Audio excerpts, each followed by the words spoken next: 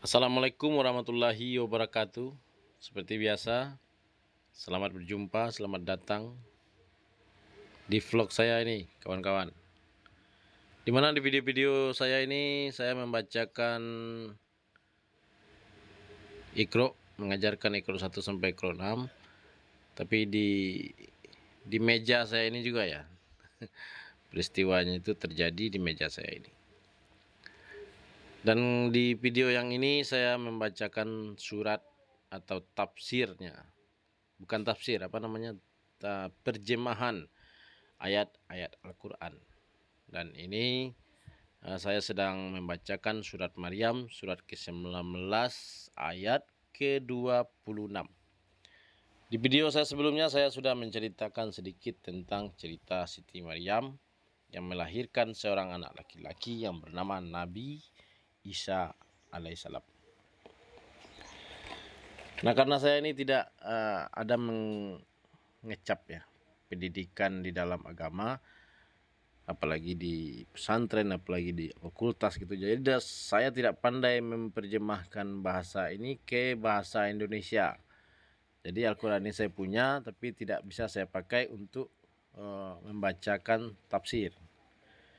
Nah, saya beli Al-Quran yang ini supaya saya pandai membaca dan saya mengerti apa itu ayat 26, apa terjemahannya gitu. Nah, bagi kawan-kawan yang sudah pandai atau belum pandai membaca Al-Quran, atau mungkin sudah pandai membaca Al-Quran seperti ini, Al-Quran kecil ini sudah pandai baca misalnya, tapi pandaikah kamu memperjemahkan bahasa Arab ini? Nah, jika tidak, berarti yang kamu dapat itu hanya pahala dari membaca Al-Quran. Nah, sedangkan yang kita butuhkan di atas dunia ini bukan saja pahala, tapi petunjuk. Nah, petunjuk Al-Quran itu hanya bisa kita ambil, kita peroleh, atau kita pelajari dari membaca Al-Quran. Tapi Al-Quran yang bisa kita mengerti. Nah, kalau Al-Quran ini bisa baca doang tapi tidak mengerti artinya, berarti beli Al-Quran yang ini. Seperti Al-Quran yang ini misalnya.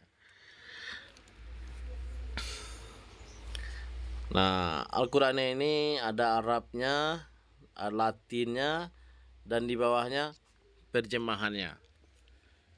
Nah, gitu kawan. Jadi Al-Quran ini harganya murah, nggak mahal kok. Sangat murah sekali. Nggak nyampe. Pokoknya 300.000 itu nggak nyampe lah. Kalau dibandingkan harga HP second itu masih mahal HP second. HP second itu sekarang harganya 300 atau 400.000. Kalau Al-Quran itu tidak sampai segitu harganya. Jadi sangat murah. Untuk mendapatkan petunjuk di dalam Al-Quran itu kita tidak perlu mengeluarkan kocek yang besar.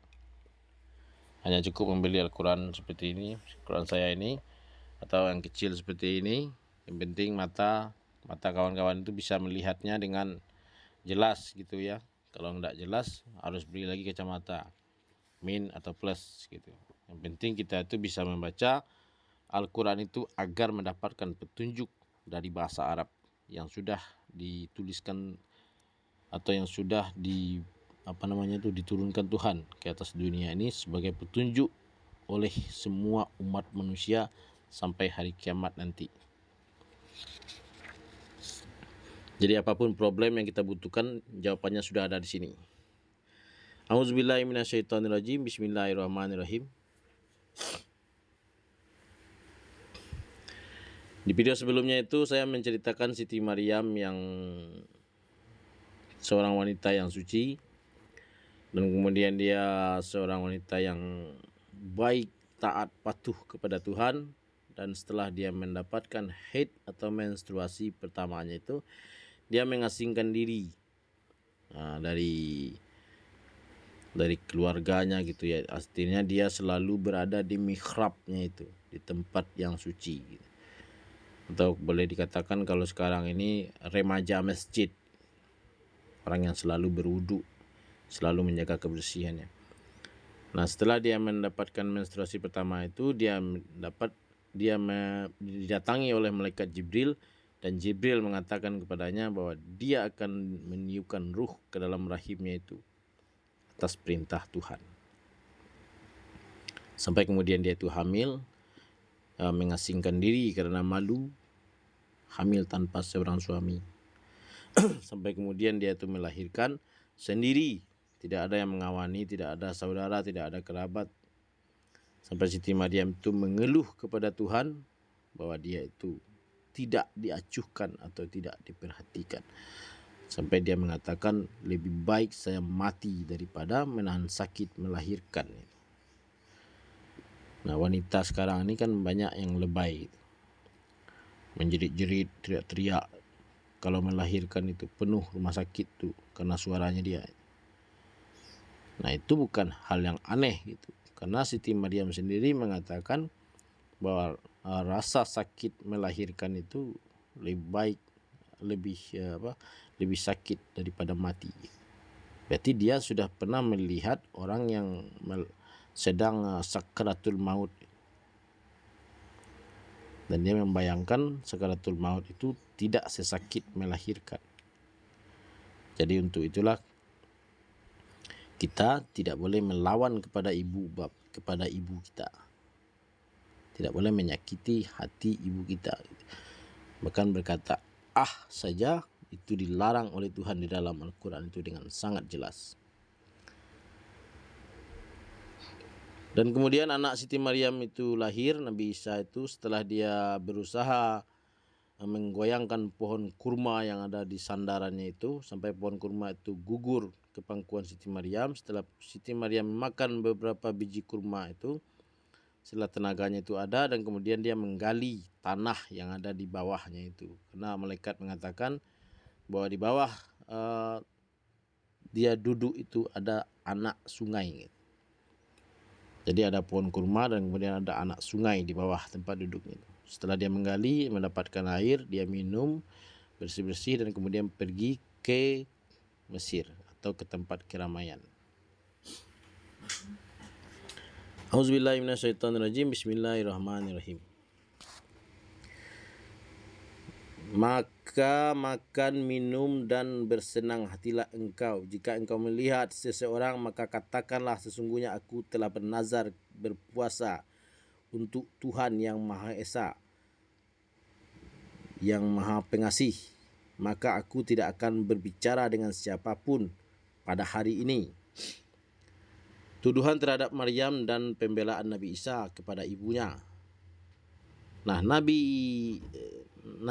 Siti Maryam itu bersumpah atau bernazar kepada Tuhan bahwa dia tidak akan berbicara selama 1 hari, dan kemudian dia membawa Nabi Isa itu ke tempat yang ramai, dan kemudian dia menunjuk kepada Nabi Isa yang ada dalam buayan itu. Ke ayat 27. Kemudian dia Maryam membawa bayi itu kepada kaumnya dengan menggendongnya. Mereka kaumnya berkata, "Wahai Maryam, sesungguhnya engkau telah membawa sesuatu yang sangat mungkar." Nah, pada zaman itu tidak dibolehkan seorang wanita itu hamil tanpa suami. Walaupun pada saat itu Islam belum ada. Jadi larangan kumpul kebo itu bukan sekarang saja, tapi sudah dari zaman dahulu.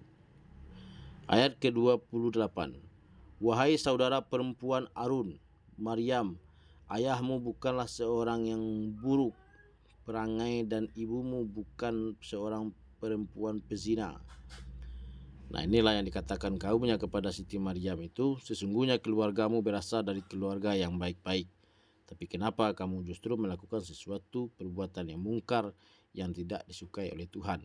Menurut mereka, Siti Maryam itu melakukan perbuatan zina, kemudian dia melahirkan seorang anak. Dan anak itu kemudian dibawa lagi ke kaumnya itu. Dan kaumnya itu berkata, ini akan mendatangkan bencana dan kemurkaan Tuhan. Itu kata kaumnya. Maka dia Maryam menunjuk kepada anaknya. Mereka berkata, bagaimana kami akan berbicara dengan anak kecil yang masih dalam ayunan? Ayat 30. Dia maksudnya ini Nabi Isa ya. Nabi Isa alaihissalam itu berkata, sesungguhnya aku hamba Allah. Dia memberiku kitab Injil dan dia menjadikan aku seorang nabi. Nah, bayi yang baru lahir itu bisa berbicara. Salah satu bayi yang bisa berbicara di dalam buayan itu adalah Nabi Isa. Dan Nabi Isa itu berkata kepada kaumnya bahwa sesungguhnya aku ini adalah seorang hamba Allah dan seorang nabi, dan aku diberi sebuah kitab, yaitu kitab Injil. Ayat 31. Dan dia menjadikan aku seorang yang diberkahi di mana saja aku berada, dan dia memerintahkan kepadaku melaksanakan sholat dan menunaikan zakat selama aku hidup. Nah, oke kawan. Kita stop sampai di sini. Selama aku hidup. Kita cerekik. Kita akan lanjutkan di video selanjutnya. Jadi Nabi Isa itu sudah memiliki kitab Injil ketika dia itu masih berada di dalam pangkuan ibunya, atau lebih tepatnya di dalam ayunan. Bayi yang berada di dalam ayunan itu umurnya kira-kira 7 atau 6 hari, atau mungkin 1 minggu, atau mungkin 1 bulan. Tapi Nabi Isa itu mengatakan dia itu sudah diberi Allah kitab Injil, dan dia dinyatakan sebagai seorang nabi, dan dia diperintahkan untuk sholat dan berzakat. Itu artinya sholat itu sudah ada dan sudah diperintahkan Tuhan dari zaman Nabi Isa. Jadi sholat itu bukan adanya di zaman Nabi Muhammad saja, tapi sudah diperintahkan oleh Tuhan kepada Nabi Isa jauh sebelum Nabi Muhammad itu dilahirkan. Oke kawan, terima kasih atas waktunya. Assalamualaikum warahmatullahi wabarakatuh.